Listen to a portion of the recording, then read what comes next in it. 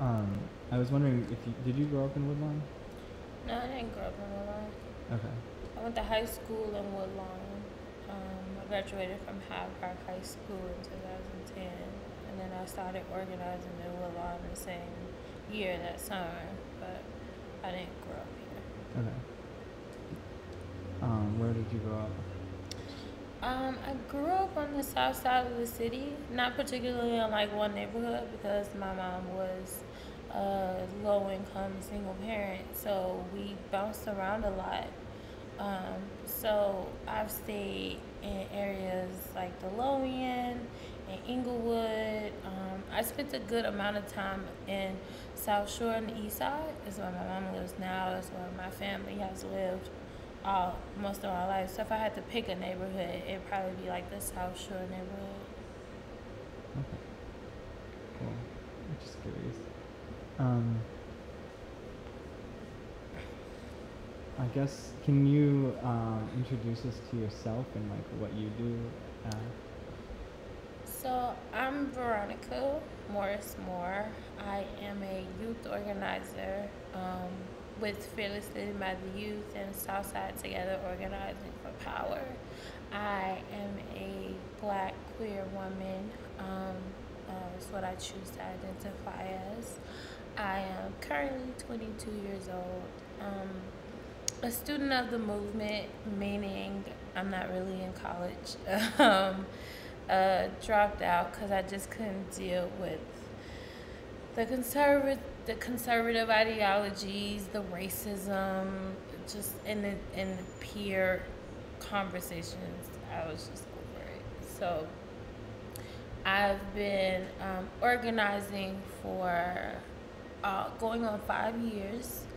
I've only been with Fly in terms of organizations, although I have done some internships at Crossroads and out in Oakland with Soul. Um, but as far as in terms of my main role in organizing, I am the one of the leader organizers of the Trauma Center campaign, which is a campaign to bring a trauma center to the south side of Chicago. And it's a campaign led by young black people who are overly represented in terms of trauma and traumatic injuries and any type of trauma, period. um, can you tell me how you became involved? I had a friend who bamboozled me into coming to this cafe on 61st and Blackstone. And I didn't know them, but quickly found out she was kind of on staff at Stop to be the youth organizer, and she was organizing this trip to DC, not to DC, to Detroit for the U.S. Social Forum, and so she was trying to get me as one of the young people to go, and so I went, and that was my first time ever being exposed to organizing or activism or any of those terms, and just to learn about all the different issues that people were fighting on and people, felt so passionate about really inspired me, especially since I was doing my senior paper in high school on young black leaders. And I had just read The Assassination of Fred Hampton. And so I was just, I was almost like consumed with organizing immediately. And so when I got home for like a month, I didn't really like get involved too much. Because I didn't see, couldn't really like find a place to me where it really fit me. Fly wasn't really like operating on a regular basis like that at the time. And then maybe 2 months after we came back from Detroit, I heard that Damien, who was a co-founder of Fly and a member of Fly and a leader in Woodlawn and grew up in the neighborhood, had been shot and had died in transport to Northwestern, passing the University of Chicago. and just to hear his story, to see the people that loved him be so impacted by the the by his death, and be at the same time inspired by him to not think of retaliation or any other thing that would just create more violence. They felt like what needed to happen was a fight for a trauma center, so that people like him and people period didn't have to continue to miss out on the opportunity to possibly have a second chance at life. And so I was I was I was committed after that. There was nothing else that needed to be said. Um, can you share a little bit like what maybe the like campaign strategy is with the trauma center campaign, The campaign strategy if there is? is definite. Well, there's a clear strategy, and it's multidimensional, and a big part of it is to affect the University of Chicago's persona publicly, and so a lot of times what we'll do is a lot of press or a lot of actions, and which we know will strictly just get a lot of media coverage just because of the type of action it is, not more so just to do the action for the symbolism of it, but to really do it for media coverage, because that in that way we know that this is something that the University of Chicago is going to care about or think about when in particular situations, like as currently they're trying to get the first Black president's library, and so we've taken that and really used it as like a chokehold for our campaign, and by creating a message and a message that says, the University of Chicago doesn't really care about Black lives or the young Black lives that voted for Barack Obama, because they've been ignoring the issue of the lack of trauma care for the past 4 years. So why now should they all of a sudden be deemed with the honor of having the first Black president's library? And just beyond the Trauma Center campaign, it's a well-known racist institution. Their students are taught to not travel south of 61st Street, to not leave off campus without being in pairs, and even the students who are Black or of another color that are on campus feel ostracized and scrutinized and stereotyped and all these other things. And so a big part of our strategy is drawing that out, and painting them as that racist next door neighbor, and then to also continue to affect in any way possible their donor capabilities. We have been doing a lot of crashing of their donors' events, not to necessarily steer people away from donating to the University of Chicago. If that is the outcome, then that definitely is great for us. But just to let their donors know that, to make them aware that the university is ignoring, people who are dying and in need of a service that they are more than capable of providing. It's to kind of create this type of moral complex for people who exist within the university's community. And also, I think the most important part of the strategy to me is to make sure that it's young Black people that is leading this fight, because it's young Black people who are suffering from this issue. And in a sense, I think it's healing for me, just as a young Black person, to be able to say, this racist institution has to answer to my needs and the needs of my people, and I'm not going to let my foot off your neck until you do. And so those are kind of some of the dimensions of the campaign.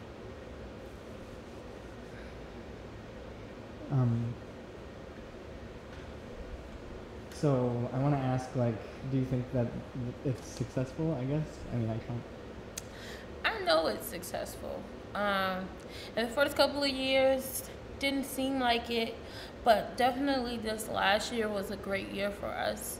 In terms of the trauma center campaign, we've seen the University of Chicago be denied in front of board hearings in relation to them breaking new ground in new places and doing more develop and the trauma center issue being brought up more than once in those hearings, and also we've seen them raise the age of their children's trauma center, which is a demand that we brought on a year after we started the campaign, and I know that is due to the type of story or picture we were able to paint through using the Obama Library track, and being able to say, like, this is an institution that doesn't care about the young black people that voted for him. And so in response to that, they raised the age of their children's trauma center right before they submitted the final proposal.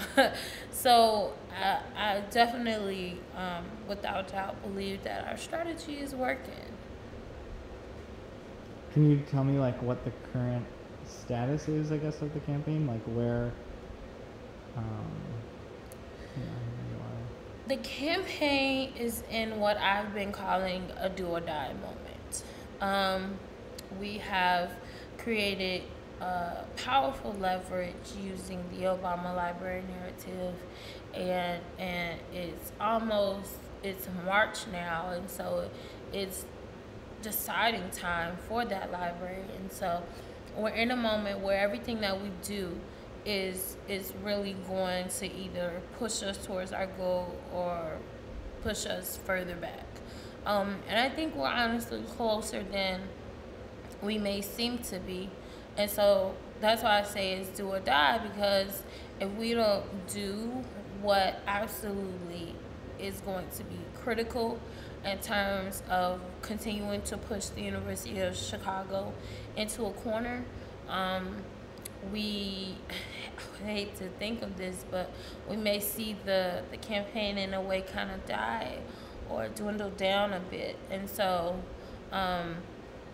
we've been having a lot of meetings, a lot of work sessions to just try to figure everything out and flush everything out and be critical about everything that we're doing, because it's we're talking about lives here, you know. To the university, we're talking about money, we're talking about resources and all this other stuff. But for me, as a young black person who lives in Woodlawn, we're talking about possibly my life being saved one day, or the life of my neighbors being saved one day. And so it's definitely a tough position to be in, but as far as the trauma center campaign, but I think that we're in a good position and we have a good chance of winning this fight. I heard that, I don't know the details, but I heard that recently, so please clear this up for me, because I'm just kind of piecing this together, but the Department of Health or something like that did a study and said that University of Chicago, it's only feasible for the University of Chicago to host a trauma center on the south side, given like their facilities, their current facilities. And at that point they said it's 0% or something like that likely that they were going to do that. But I also heard that something about them then turning around and doing a feasibility study themselves. Is that true? Yeah, so it's true that they are doing a feasibility study, which was also a demand that we've had since day one, that they conduct a feasibility study. And so for me, a lot of people are looking at this like, oh, this is them trying to figure out how to get a trauma center at their hospital. But, you know, as someone who's kind of been on the internal side of things with this, we've heard about them having meetings with doctors and surgeons and trauma surgeons, and trying to stack the deck in a way that shows that it really make a huge impact if the University of Chicago was to do this. And so I'm a little bit timid to get excited about hearing this news because it could be just another stall tactic. But part of me is just a little hopeful that it's not another stall tactic, that they see that this is in the best interest, not even just for the community, but for themselves as an institution who wants to host a Black President's Library.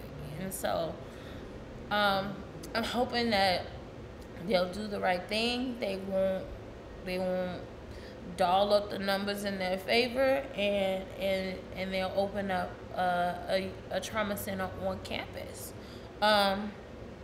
But yeah, I just personally feel like the IDPH study was enough, even though it said that the University of Chicago has a 0% chance of opening up a level trauma center. But I think that mostly speaks to will, instead of what they've been saying in the past, in which it'd be a really huge undertaking for their resources. Okay. Thanks for clearing that up. That was actually helpful. So I guess I'm curious, what do you think, like, one of the biggest lessons you've learned from the trauma center campaigns? Man, nobody's ever asked me that before.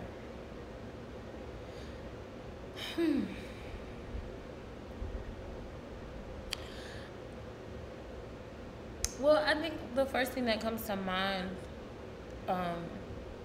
in terms of like the biggest lesson from this campaign, is really like the fact that there is no power that is too big in order for people power to penetrate. And I feel that way because when we started this, we wasn't thinking, oh, we just poor Black kids from down the street. Like, this $1 billion institution ain't gonna hear nothing we got to say. We weren't thinking that, but very quickly going into it, that kind of started to settle in. Like, it's the University of Chicago. Like, we're not talking about an alderman or a Fortune 500, or not even a Fortune 500, like a McDonald's or a particular thing. Like, we're talking about a $1 billion entity. And even still, we have people power that has completely pushed this university, this institution, from a very racist, supremacist position on this issue to still racist and supremacist, but kind of at the mercy of, what it is we're gonna do next. And so for me, I think that's a really big lesson, especially when I think about it in the larger context of, young Black people who are starting movements and beginning organizing and going up against something, like police brutality, which is so deeply rooted in just the constitutional racism that exists in this society. And a lot of people feeling like, this may be something that we just probably bit off more than we can chew. And the reality is that when you got people power, you can chew anything. You can eat any shark. And so it's just all about making sure that we as Black people especially continue to build that power and see that power as, beyond the almighty dollar, the most absolute power to have. It's people power. Okay. I want to switch the topic, possibly.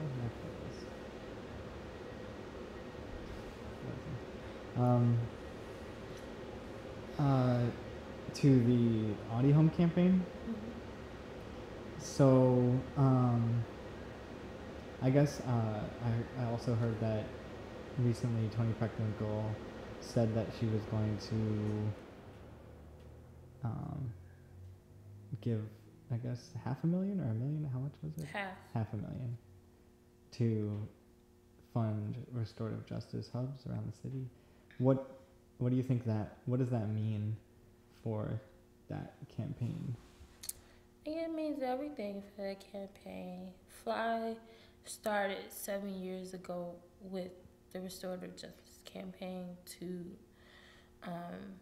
rid Chicago of the juvenile detention center. And so for those goals to be becoming realities, it's like, it gives us hope. As we always tell ourselves, we may never see our fights won within our lifetime. And so it's completely amazing and gratifying, and at the same time humbling to be able to see these type of developments and things happen in our lifetime. And I think it just means a better quality life for so many young people who need that, specifically that type of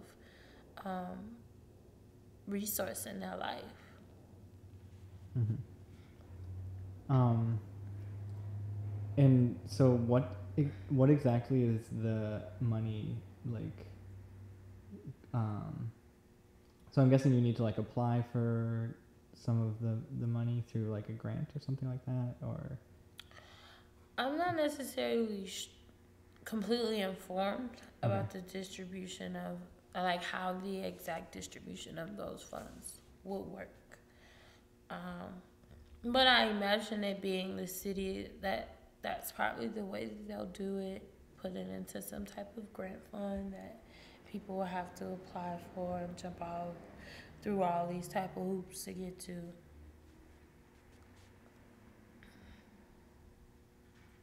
Do you know when that is going to be available? No. Okay. I'll maybe follow up on that. Yeah, Dad should probably. I'm not even sure if he would know, or if the city's like released that type of information yet. Okay, it might not be public. But he may be more privy to that type of information. Okay, but that's not the whole point of the question. So I guess you mentioned how Fly started, right? Because of this campaign, and can you kind of go back and retrace the history of what happened quickly? Is that possible? Well, for me, it probably will be possible because so Fly got started in like 2007. I came around 2010. And like I said, when I first came around, there wasn't like any like regular meetings or anything like that about any particular campaign. But from what I understand, that there was a really strong campaign that did a lot of great actions. Damien was able to like get in the face of Arnie Duncan, who was like, I can't remember which role he was at that time. He probably was like still the head of CPS. And yeah, they created this really strong coalition, but then to do budget cuts and just how the city likes to undermine community work, the campaign kind of not fizzled out, but kind of simmered down in a way. And so when I came around, it was more so talks about, okay, how do we get this Audi Home thing back up and running, because the Audi Home is still in existence, so we still need to try to find a way to get it shut down. And a lot of people were, I think, in particular for me, that campaign was like, I mean, all of our campaigns have something to do with our personal life and affect us in some type of personal way. And I think that's what makes our leadership as young Black people even more important to this work. But just for me, it was really hard to kind of be really involved and like do actions and things at the juvenile detention center because I have family members who was in and out, and sometimes more in than out. And so um, it also, but doing that kind of as we start to learn more about restorative justice and and trying to use those practices more often, like I was able to address that and kind of and find ways to cope and deal and heal and all those other things by being involved in the campaign. And so it took on a life of not just organizing, but like restorative practices to our community, and a lot of us being trained in circles and participating in peace circles and like really learning, like, you know, the the data of how many gang territories there are surrounding us, and the young people and what the statistics, you know, translate about them. And so it became, as well as a way to like bring us up as restorative justice practitioners, it was a way for us to be more informed about data, you know, not just protesting it. It took on a whole nother, you know, life, and in a way, like getting people to like think about their lifestyles and ways to align that with restorative justice principles. And so it was as much, we were putting in as much external work as we were internally, in terms of the restorative justice campaign. And then and just as far as the campaign work, we were able to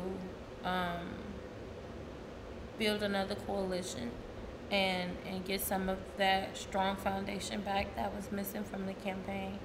And as of lately, like you said before, we've seen the 500,000 victory, the $500,000 victory, as dads like to call it, because he just feels like $500,000 sounds more money. So I think it's an amazing campaign. It's an amazing process, and I'm just grateful that I've been able to witness. Yeah, you mentioned how this. I wanted to go back to the Trauma Center campaign because, or maybe just it could be a more general question, but you had mentioned how the process is healing in some ways, and so you kind of went into it more in depth with the restorative justice campaign and how you learned circles and how to use that practice in your life and how it how it relates to I don't know, your life, and I guess like learning about the these statistics that seem so distant but often like affect us, deeply. I don't know. So I guess it's a roundabout way of saying, going back and saying like how did the Trauma Center campaign, how was that a healing process? Because you mentioned it. Well, like I mentioned, it was healing in terms of always feeling like and thinking like and living like I was someone who had no power, from birth to 18, when I started working for the campaign. I never felt like I had any real power, or that I could ever possess any real power in terms of being able to, make changes and societal influence and all these other things.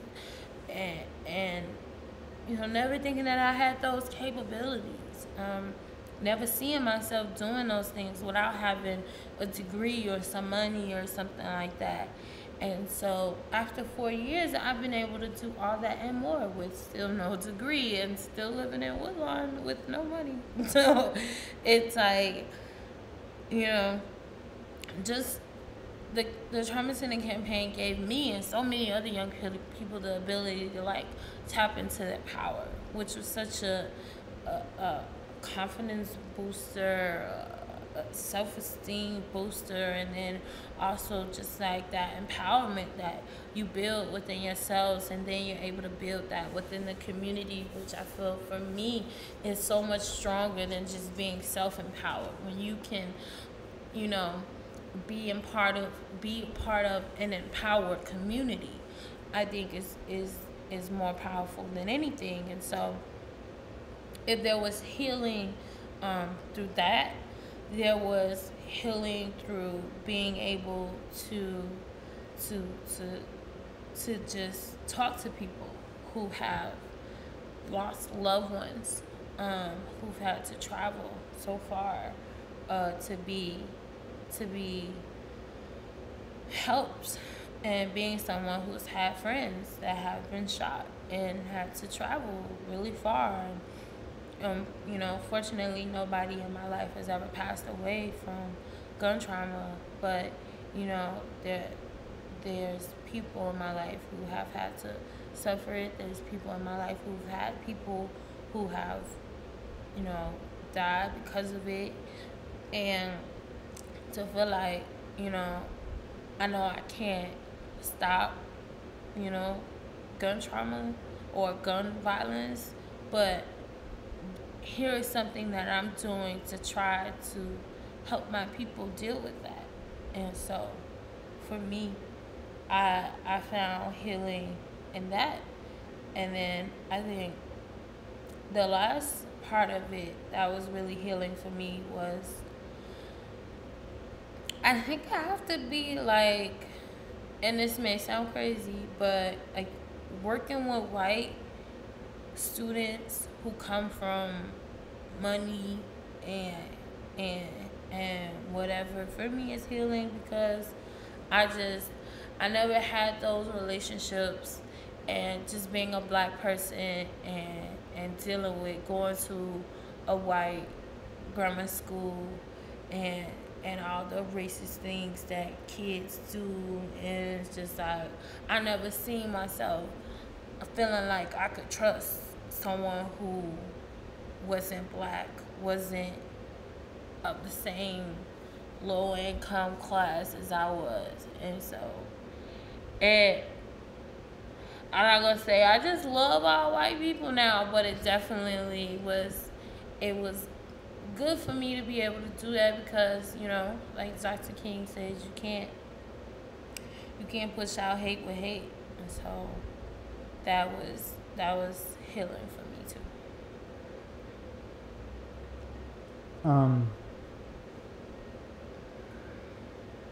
Sorry, I'm trying to remember what I was thinking. Because it's a good answer.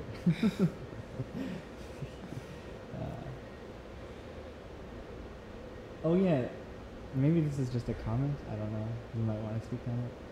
But these two campaigns seem really symbiotic, like complementary. Mm-hmm. Because you said that you can't stop the gun violence, but at the same time, I feel like the Audie Home campaign, that kind of is one of the goals, is to work on that front in dealing with conflict, and then, but at the same time, being realistic and saying, people are dying, you can't ignore this, and we need a trauma center. So,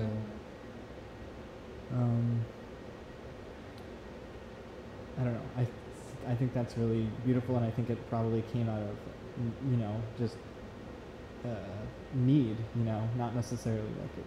Well, obviously there was a lot of intention and planning as well, but like,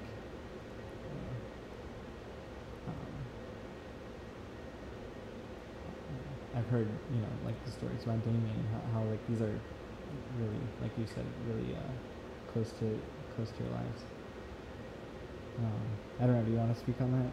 You're welcome to. Yeah, I mean, it's definitely me, but I think unconsciously, just to stop as a whole, all of our campaigns are tied into, you know, what what we feel, that what I feel is just a continuation of the type of work that the Black Panther Party for self-defense was doing. Is not about, about letting us exist within these norms in which it's okay to continue to just marginalize and disenfranchise Black people, but like forcing really forcing institutions to change policy that almost, in a sense, honors Black life and the self-determination of that. And so for me, yeah, everything is kind of synonymous, from our work around jobs and voter registration, to to our work around housing and uh, mental health services, and so everything, as always, issues always intersect, and so it makes complete sense that the work intersects. And so I'm happy I'm able to be a part of an organization that's able to touch on so many different issues, and we're still able to tie it all back into each other, make it all a priority, and issues that just can't be ignored or denied. You mentioned Fred Hampton. You mentioned the Black Panthers. Are there? I mean, I'm wondering, like, what people or organizations like made an impact. I guess you did mention that, but I was wondering if there were any others. I think a lot of times we like to reach for historic people who have made an impact and things like that. But to be very honest, like, I'm really being inspired by a lot of young Black women, both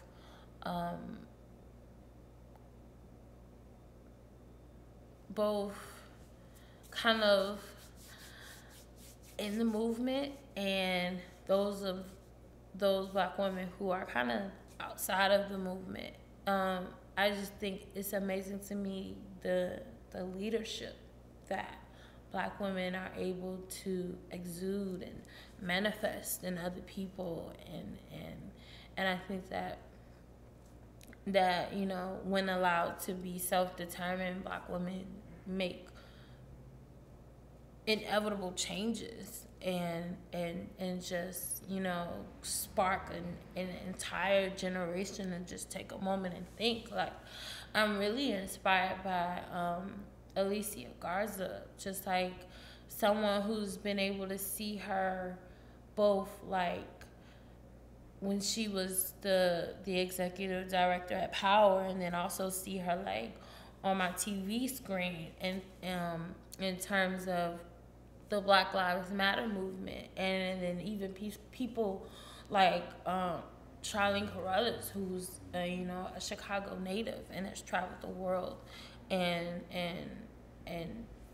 done her best to connect stories and cases of oppression, and then to still be able to go and lead a group of young Black people, and help them develop the type of thinking that's based in queer feminist priorities. It's amazing to me, the type of work that is being done in an age where people are just like, oh, that's old days, that's old stuff. We ain't gotta be out in the streets protesting no more. That's what our mamas and them did. And it's amazing to see people who are not only doing it but bringing so many people on board, and to it just, as an organizer, I definitely aspire after those women. Cool. Is there anything else you wanted to say? Um, no, No. no, I think I said a lot. Yeah, that was a lot. So, cool. Thank you so much.